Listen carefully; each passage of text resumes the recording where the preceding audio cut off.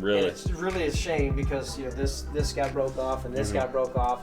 And then the other one, so the guys at the end of the day, throw their rackets there, and then we're a little bit, we still haven't fully redone from COVID. So we had COVID, we used all this open space. Normally, all of our racket stringing stuff is done in the back room over here. Okay, but now it's more present.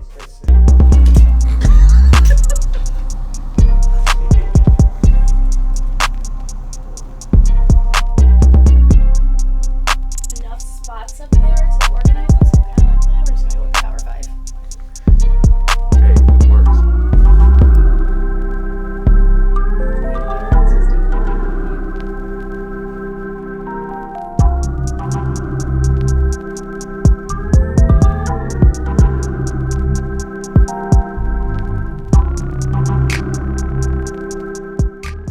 I'm Megan. I'm the athletic trainer. I have been here 10 years now. 10 years January. What's it like being an athletic trainer for tennis?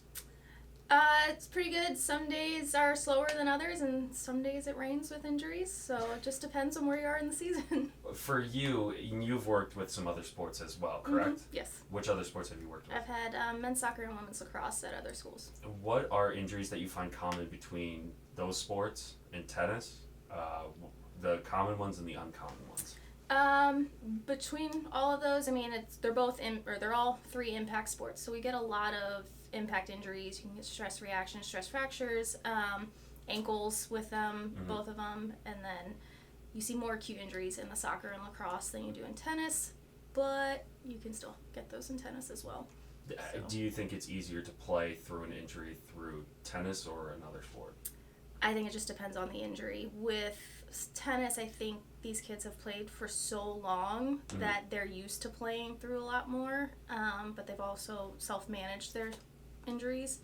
I think you can have more, I don't want to say catastrophic, it's not catastrophic, but there's more injuries that you can't play through acutely through the other sports than tennis.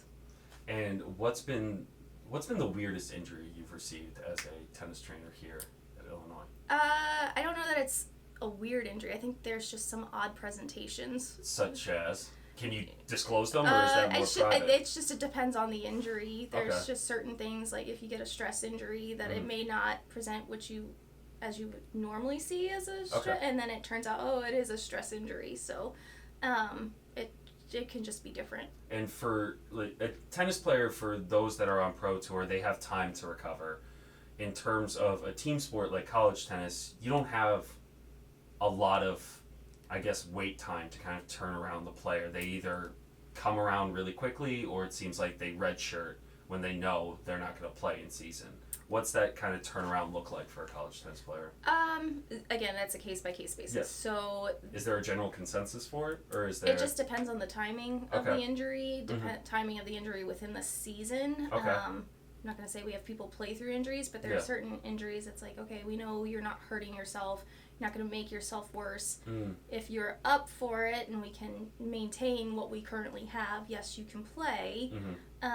Is, again, consensus with the doctors and the athlete. But otherwise, it's, no, we need to take time off and heal. I mean, it's not just tennis we're worried about. We're worried about everything, their life after tennis as well. Absolutely. And I think my last question is, what's the one tool or medicine or a piece of equipment that you as an athletic trainer constantly use or need?